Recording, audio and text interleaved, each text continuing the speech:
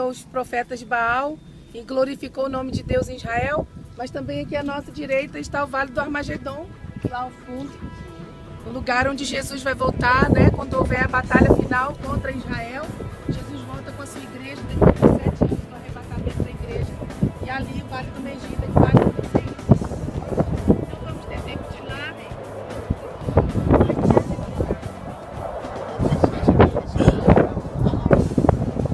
Mas aqui o pastor Tomitini na conferência falou de Josué, que Josué foi um dos homens mais destemidos do Antigo Testamento. E nós podemos ver que o profeta Elias foi um dos homens mais medrosos do Antigo Testamento e que agia debaixo de uma palavra rema, uma palavra direta de Deus. E Elias aparece nesse cenário de Israel na época em que Israel estava entregue ao paganismo por causa da rainha Jezabel, que instituiu o culto a Baal. A Jezabel era uma mulher diabólica e ela agia com manipulação, matava os profetas de Deus, calava os profetas de Deus, porque ela tinha um marido passivo, que era o rei Acabe. Então, ela dominava aquele homem, e a gente sabe que só há Jezabel, esse espírito manipulador, onde há um espírito de passividade como Acabe. E a palavra fala lá em Reis, 1 Reis 17, 18, nós vamos ver que 850 falsos profetas comiam na mesa de Jezabel, que eram 450 profetas de Baal e 400 profetas de Acera. E Elias, ele surge para fazer frente a esses falsos profetas, para trazer de volta um avivamento ao Senhor, o povo de volta à adoração ao Senhor. E naquela época Elias estava se sentindo muito só. E ele até fala: eu fiquei sozinho, Senhor. Como é que eu vou fazer isso? E o Senhor fala: Elias, calma, ainda tem 7.000 que não dobraram seus joelhos diante de Baal. Então Elias manda um recado para o rei Acabe e diz: olha, manda o povo lá para o Carmelo, esses 450 profetas de Baal que comem na mesa de Jezabel, e os 400 profetas de Acera, e nós vamos fazer um desafio lá. E quando eles chegaram aqui, Elias, cheio da unção de Deus, ele então fala para os profetas falsos: olha, vocês vão clamar ao vosso Deus, vocês vão clamar a Baal, e eu vou clamar ao meu Deus, eu vou clamar a Jeová. E o Deus que responder por fogo, esse vai ser o Deus verdadeiro, vai provar em Israel que ele é o Deus verdadeiro. E assim foi. Ele disse: vocês podem começar. Então os profetas de Baal, diante do altar lá, o seu Deus, eles começaram a invocar Baal. Está em 1 Reis 18.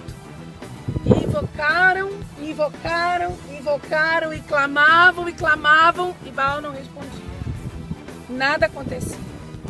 E eles então começaram a se retalhar, a tirar sangue dos seus próprios corpos. Responde-nos, Baal, responde-nos. E Baal, nada. E agora vem a hora de Elias. Eu não vou ler o texto para não tomar tempo, mas vocês podem, depois, 1 Reis 18, ver melhor quando chegar lá no hotel, se quiser. E Elias falou: agora é a minha vez. O vosso Deus não respondeu. E agora eu vou clamar o meu Deus. Mas Elias faz algo interessante. Era época de seca em Israel. Não havia chuva em Israel por 3 anos. Por um juízo de Deus, por causa exatamente do paganismo do povo. Por um castigo de Deus ao povo. E Elias, a primeira coisa que ele faz foi olhar o altar do Senhor. E ele reparou o altar do Senhor que estava rachado. Antes de colocar lenha, antes de colocar ali a oferta, ele reparou. E antes dele reparar, ele fez algo interessante. Vocês se lembram que nós ouvimos hoje que depois do rei Salomão, o reino se dividiu. O reino norte, Israel, foi com as 10 tribos com Jeroboão, e o reino sul, Judá, foi com as 12 tribos, as 2 tribos, Judá e Benjamim. Mas Elias, quando ele olha para o altar, ele unificou o altar.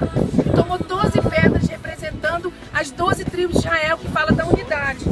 Nós trouxemos uma bandeira de Portugal com a cruz. Os irmãos sabem que Portugal tem uma cruz que ela é quebrada, né? E nós fizemos aqui uma pintura, porque Deus trabalha na unidade, e Elias sabia disso. Deus não vem para gerar unidade, Ele vem por causa da unidade. Eu creio que esse momento aqui é um momento profético por causa da unidade de cada um de nós aqui, juntos em adoração e louvor ao Senhor. E Elias então colocou as 12 pedras ali, representando um só reino. E ele então mandou o povo trazer trazer água. Irmãos, você vê que na época de seca, a água era o bem mais precioso que havia naquela terra, nessa terra aqui. E então ele fala, tragam 4 cântaros cheios de água e coloquem no altar e façam isso 3 vezes. Então eles trouxeram 12 cântaros cheios de água e encheram ali o altar de água, colocaram a lenha, as ofertas, e Elias então começou a invocar o nome do Senhor. Ele disse, Senhor, responde desde os céus, para que esse povo saiba que o Senhor me ouviu, e para que esse povo saiba que há Deus em Israel. Irmãos, na mesma hora, caiu fogo do céu, consumiu aquele altar, lambeu a lenha que estava sobre o altar, e todo o povo caiu sobre seus joelhos, e eles começaram a clamar, só o Senhor é Deus, só o Senhor é Deus, só o Senhor é Deus. Então Elias desce nesse vale aqui, né, de Quizon, e mata todos os falsos profetas, e o nome do Senhor foi glorificado, ele gerando um grande avivamento. Nós estamos nesse lugar, um lugar em que o fogo de Deus desceu, e nós vamos estar a orar pela nossa nação, pela nação portuguesa, pedindo que o fogo de Deus também venha sobre nós, nossas igrejas, nossos ministérios, de norte a sul, de leste a oeste de Portugal, que a glória do Senhor seja vista ali. Amém. E que a nação portuguesa possa se curvar,